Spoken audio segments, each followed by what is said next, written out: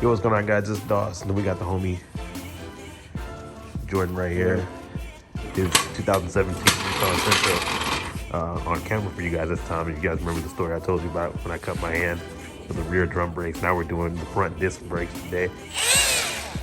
All right, guys. So the tools we're gonna be using, we have my impact right there. Yeah, impact.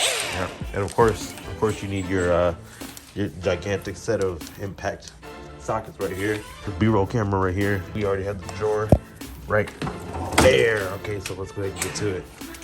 Now we're going to attempt to jack up his car. Ooh, yeah, hold on, don't probably not. Hold on a second.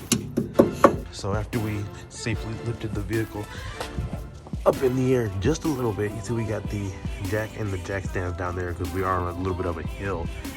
I'm gonna go ahead and get these front wheels off and make sure you got a little chuck down there just in case one of those little wheel stops. You can't really see it, but it's right there.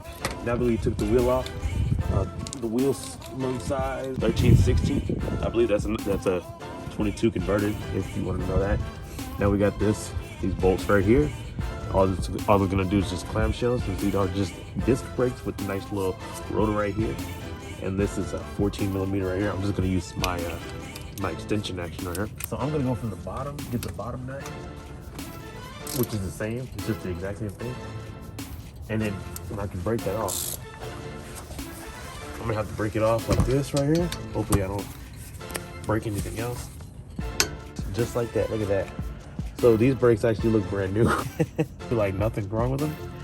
They still have all kinds of pad action right there. As you can see, that's got to be like 82% right there. I mean, Why the fuck were they squeaking then? It could be the other side. It could be. Because I mean, some brakes wear out unevenly. Here's another reason you could tell if you can't see the pad. So you got the metal backbone right here. Then here's your brake. That's actually what stops right there in between right there. And then right here is your rotor right here. So you got that right there. And there's your pad down in there. It's your call if you want to go ahead and put the new brakes on there or not.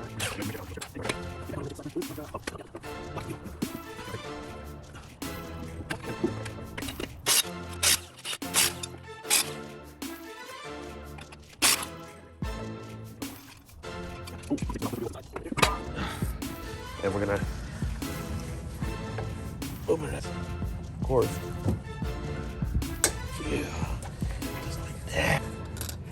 Come on. Oh, look at that. I'd say 85% on this one. But if you want to, see? Now you can see it a little bit. That's what it looks like when it's out. All you do is take your fingers, just pop it out. Like that, just like that.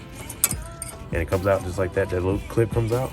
This right here, that is what helps it's called a caliper guide pin. It's what guides your pins in and out like that. You got all that liquid lube action. That's supposed to look like that. That's grease. That's what helps it. This one's good. I mean, you can put more on there if you want, but that's how it's supposed to be. If it's nice and crusty, and whatnot, I don't know if that one is.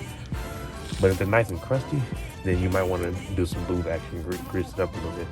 But this one seems just fine. This about this one. Yeah, that one's fine. If it's like hard to move in and out, see how it's nice and liquidy up in there.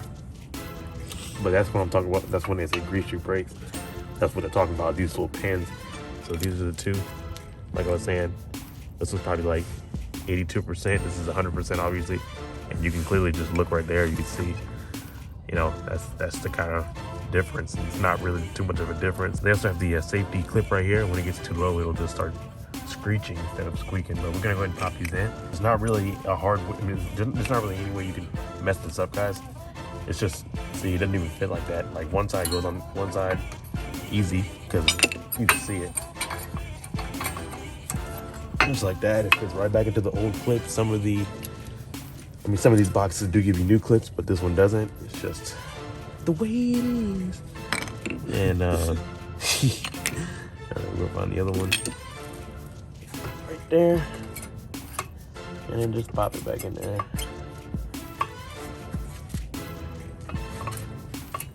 Right there, just like that. Check it out. It doesn't fit. So what you got to do, take your brake pad right here, take your old brake pad,